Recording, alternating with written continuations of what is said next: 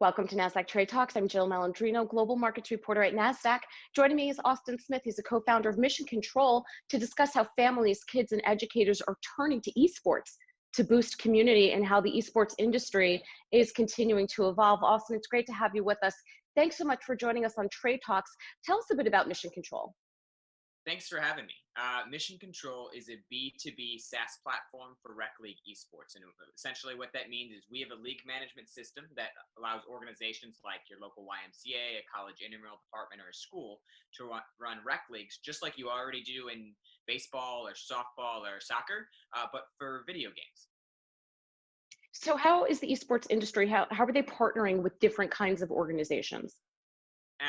So we focus on two different sides. So you have that admin side where we focus on organizations that typically already do rec leagues. They're focused on community gathering, and that's what we care about as well.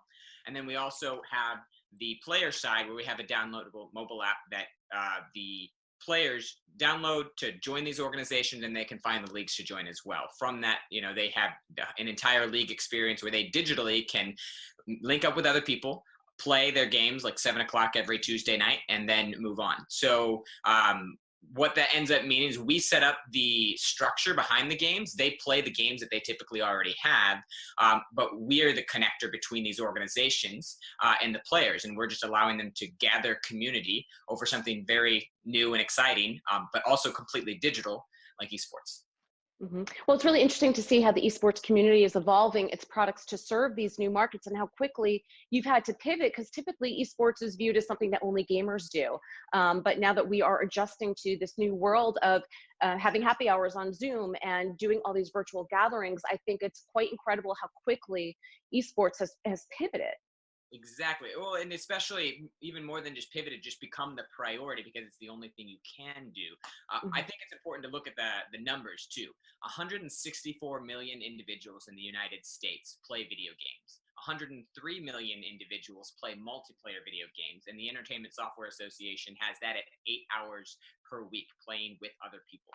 Individually, people who play games are playing 2 hours per day by the U.S. Census Bureau's numbers. So this is a large group of people playing a lot, putting a lot of time into this. And when you compare it to traditional sports, there's only 68 million individuals who play team-based traditional sports in the United States. So when you're looking at team-based sports being 68 million and multiplayer video games being 103 million, you see the size of this market. There's a lot of people who do it, and it's just a matter of putting them together, creating the infrastructure. And that's what Mission Control and a lot of other companies in this space are doing, especially in the forefront here during COVID-19.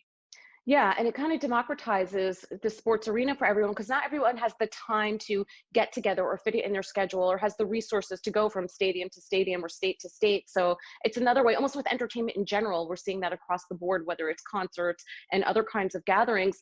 Do you think that this trend will continue, or there'll be some kind of balance as we move on from COVID-19? I think we'll absolutely continue. I think there's a couple stats that point towards this. One is that 45% of the people, the players on our platform, are interacting with their organization, their rec organization, for the first time. So they're getting an entirely new demographic, and a very large demographic that doesn't typically touch traditional rec. The other thing is that a lot of the people we talk to, we've grown a lot in the last couple of months, and a lot of these new organizations that have joined as our customers are saying, oh, this is something I've thought about for a long time, but now it's our priority. And the thing is, it's not something that people are like, oh, wow, you can do this with esports. They're like, oh, esports has been important to us, but it's never been the most important thing. Now it's the most important thing, and especially during a crisis like this, where we can only have digital community, it's what people are focusing on, and I don't think that'll go away. All right, Austin, thanks so much for joining us on Trade Talks. Thank you. And thanks for joining me. I'm Jill Malandrino, Global Markets Reporter at Nasdaq.